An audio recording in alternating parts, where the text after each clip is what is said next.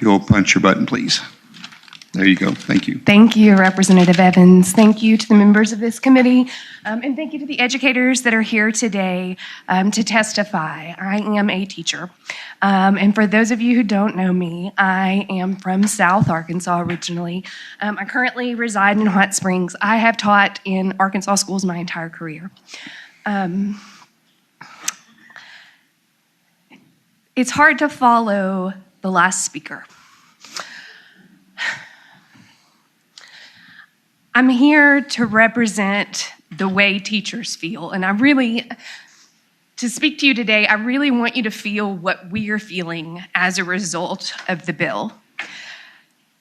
Teachers are angry, we're heartbroken, we're insulted, and we feel betrayed.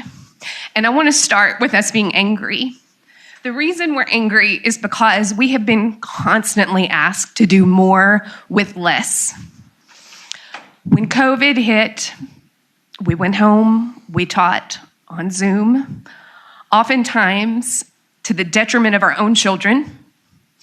When we came back in person, we taught all day long in a mask to the students that were in our classrooms, and we taught simultaneously to the students that were at home.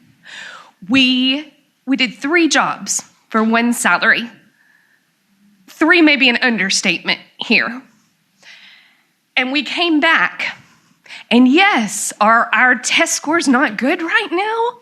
Yes. It's the product of the situation, the context, everything that has gone on in the world. But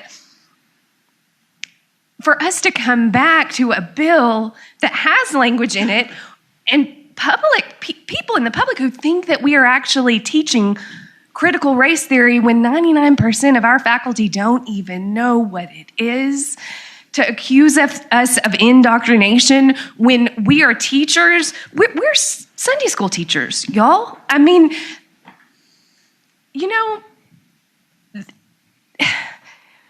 this reminds me of a biblical passage, and I hate to bring religion into argumentation. I really do, because I teach against it. But I know that a lot of you probably recognize out of the book of Matthew, chapter 21, when Jesus toppled the tables out of righteous anger.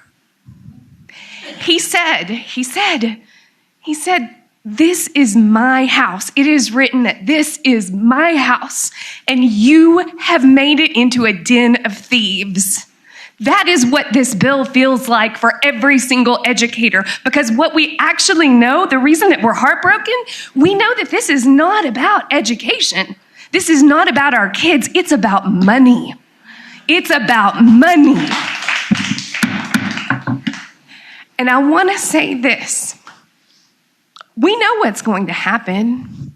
We know what's going to happen to our rural schools, to places that are, to the school districts that can't make it. We're going to see those schools have to shut their door. And I just want to say this, and I know each and every one of you in this room knows this because you represent communities all across this state. Our schools in these small communities, our schools are the communities. The communities are the schools, and there is no job that is harder than being a teacher.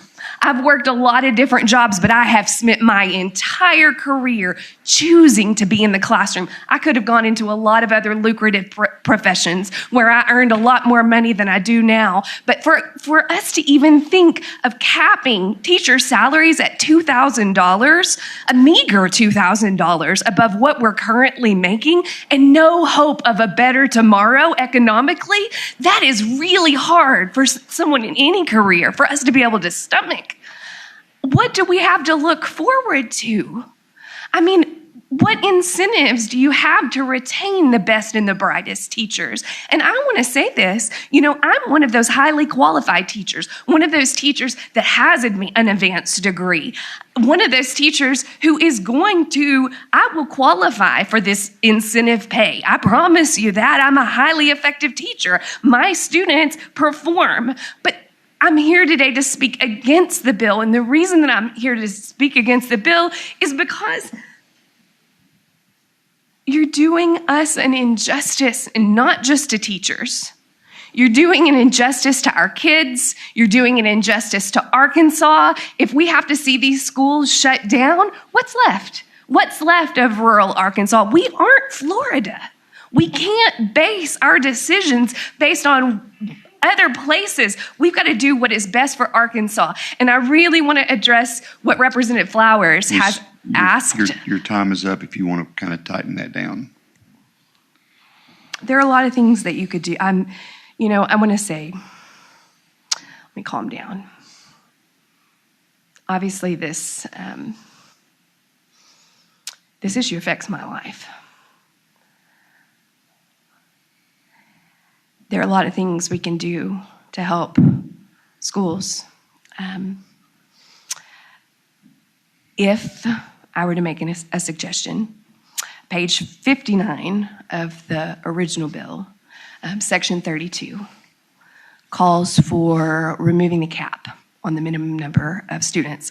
You heard a previous teacher testify how a teacher left mid-year because she was so overwhelmed with students and constantly had more students than she could handle. You also heard another teacher testify that reducing class sizes is one of the things that you could do to help us. That particular section on page 59, I would argue we need to eliminate. I would also say there are effective things that we know have worked. If we could fund universal pre-K, if we could also incentivize after school and summer school programs, those would go a long way at closing the gap between academics and poverty. That would help a huge amount. I feel for the people who've gotten up to testify about disabilities. I want to say also in Maryland, schools, if they don't meet the student's IEP, they will fund private school tuition. And so I urge you all to do what is right. Do what's right for the people of your district. Don't just vote based on a power nod 4 years from now. Do what's right for Arkansas, okay? Thank you for your testimony.